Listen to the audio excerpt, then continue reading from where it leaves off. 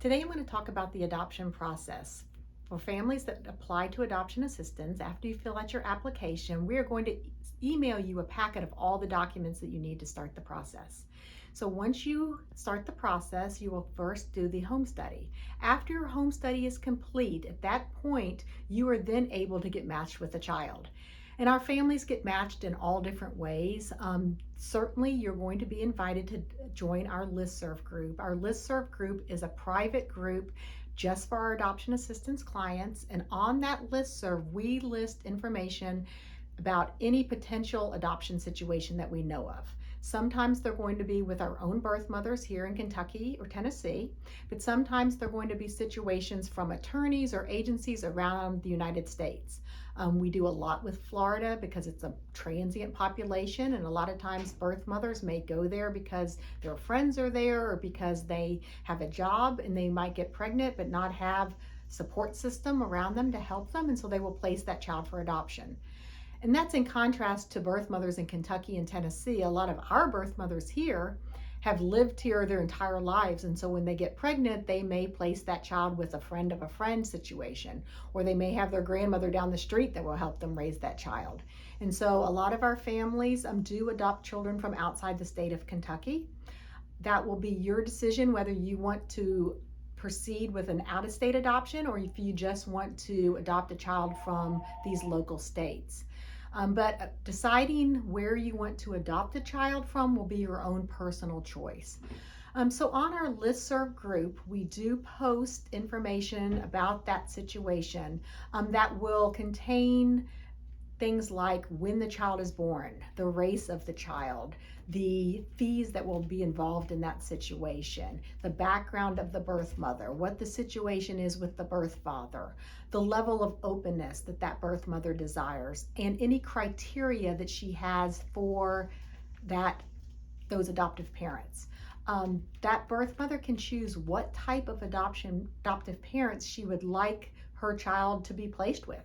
Sometimes it may be a family with children, or she may request a family without children, or she may request a single parent, or she may request a family with a dog or without any pets.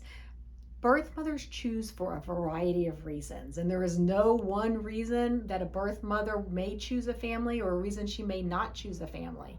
So it's very important to understand that you are going to just share who you are, and that birth mother will pick you for those reasons because of who you are.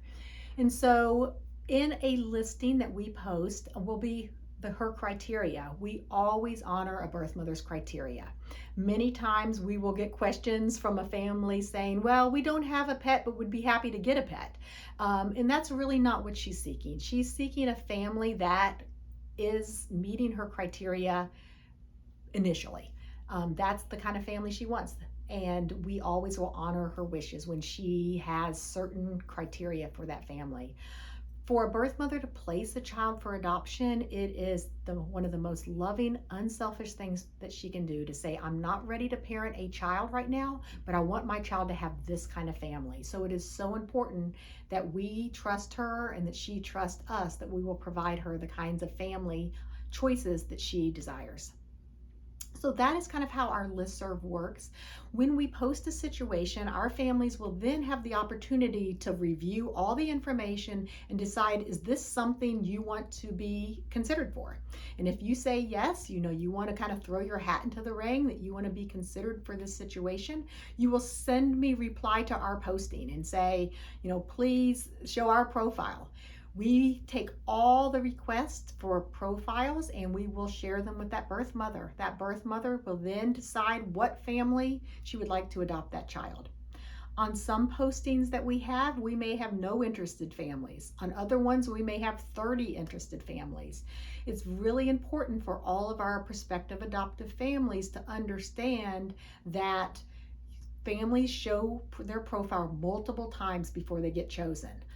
It's very important to realize that you may need to show your profile 20, 30 times before you are chosen by that right birth mother.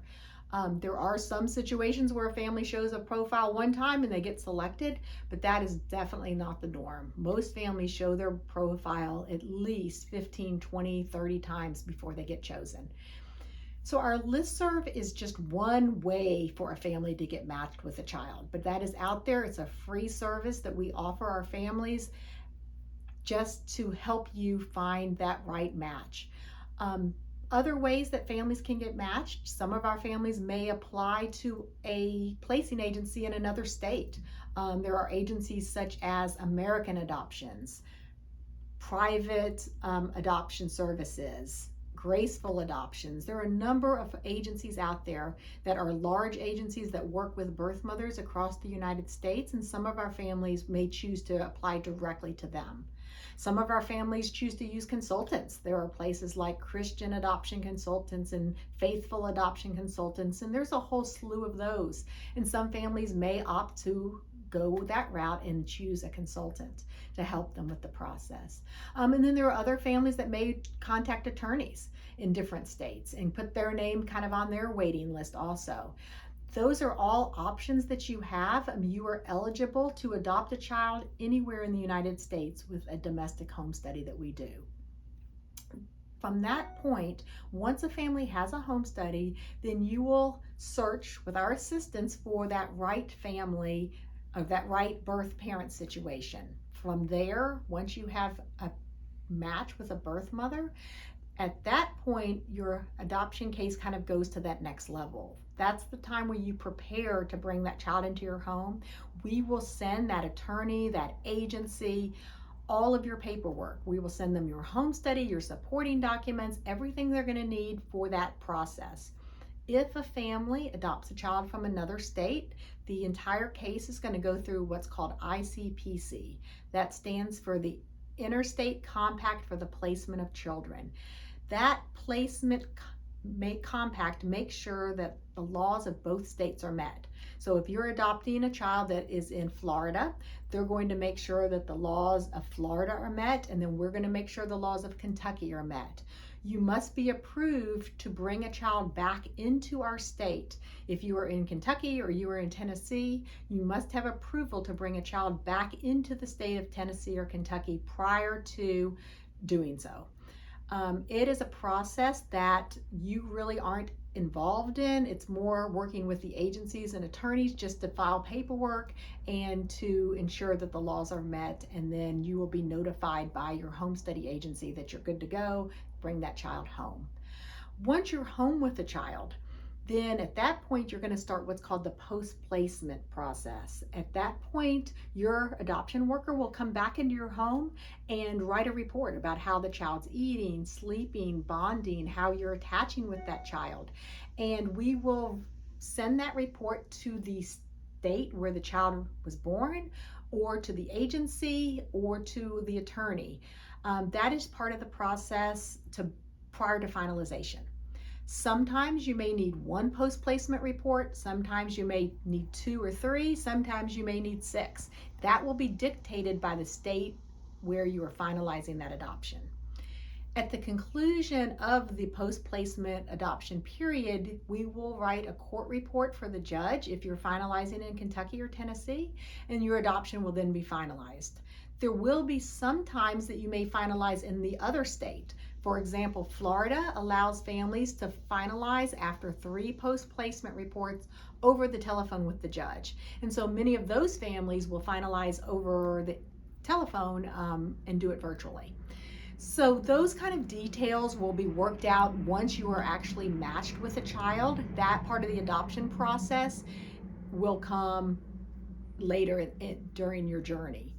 The important thing to know is that the adoption is a process, and we will help you with every step along the way. So in a nutshell, basically you are going to do your home study, you're going to get matched with a child, you're going to come home with that child and participate in post-adoption reporting, and then you will have that adoption finalized. When the adoption is finalized, you will be issued a new birth certificate, and it will have your name on it. It will have the state of where the child was born, and you will then also receive a Social Security card with the child's new name on it.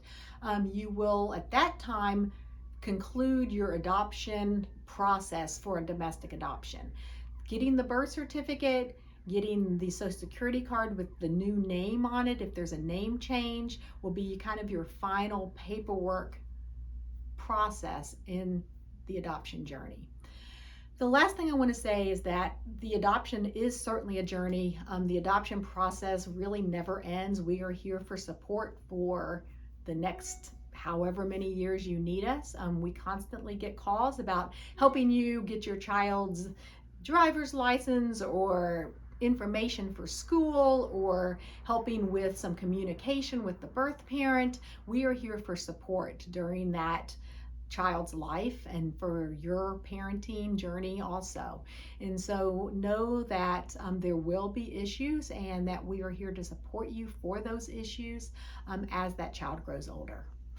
So I think that kind of concludes our little video about the adoption process. If anything is not clear, please reach out to your adoption worker or call our office and we'll be more than happy to explain more in depth any part of the adoption journey.